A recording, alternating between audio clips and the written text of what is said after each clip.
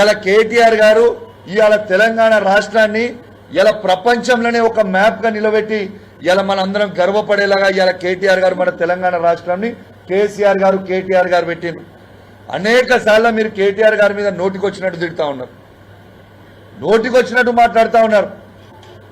ఇలా నేను ఒకటే అడుగుతున్నా బండి సంజయ్ గారు, నేను ఛాలెంజ్ విసురుతా ఉన్నా, నీకు దమ్ము ధైర్యం ఉంటే నువ్వు మొగనువే అయితే నేను సవాల్ విసురుతున్నా కరీంనగర్ గడ్డ మీద నుంచి రా, ఈ గీతా భవన్ చౌరస్తాలో చెప్పు, నువ్వు టేక్ టైం మా కేటీఆర్ గారిని నేను తీసుకొని వస్తా.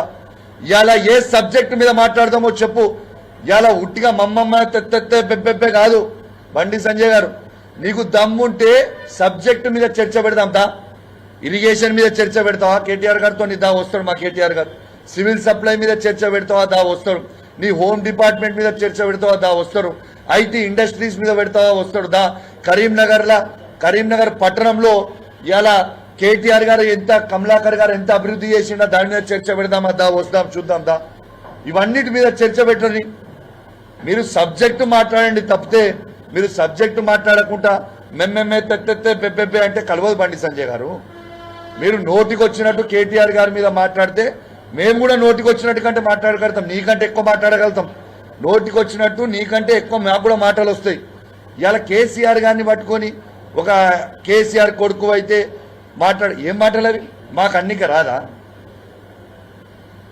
నువ్వు మీ తల్లిదండ్రులకి అని మేము అన్నిక రాదా? మేము అనము, మాకు అనాల్సిన అవసరం మాకు లేదు, మాకు సంస్కారం ఉంది కాబట్టి. అసలు మీరు బాధ్యత గల హోమ్ మినిస్టర్ కాదా? ఇక్కడ నోటికొచ్చినట్టు మాట్లాడతారు, ఇష్టం ఉన్నట్టు వచ్చి మాట్లాడతారు. అసలు ప్రజల గురించి మీరు చేసిందేంటిది? ఈ 10 సంవత్సరాల ఇలా కరీంనగర్ పట్టణానికి మీరు పార్లమెంట్ సభ్యులుగా ఉన్నారు, ఏం చేసినావు చెప్పు. టీఆర్ఎస్ పార్టీ ఏం చేసిందో నిలబెట్టి చెప్తాడు మా కమలాకర్ అన్న.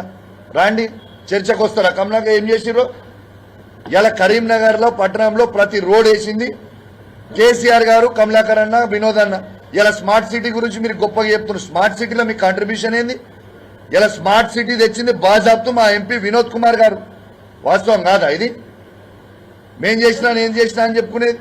దీన్ని ఎంబడిబడి చేసింది వినోద్ కుమార్ గారు, ఇది వాస్తవము.